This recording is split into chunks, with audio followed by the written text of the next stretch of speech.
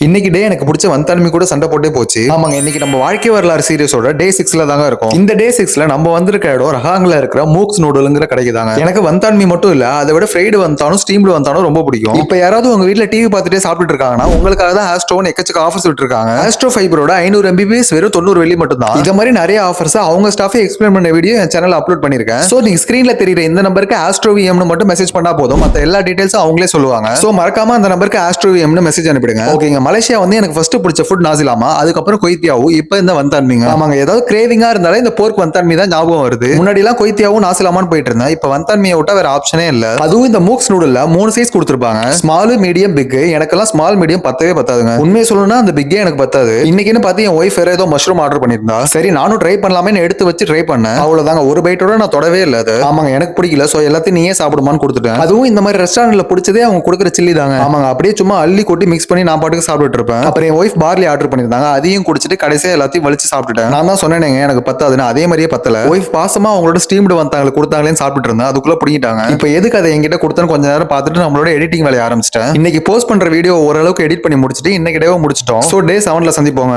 எங்க போய் முடிய போதும் வரண்டா சின்னசாமி. சரிடா.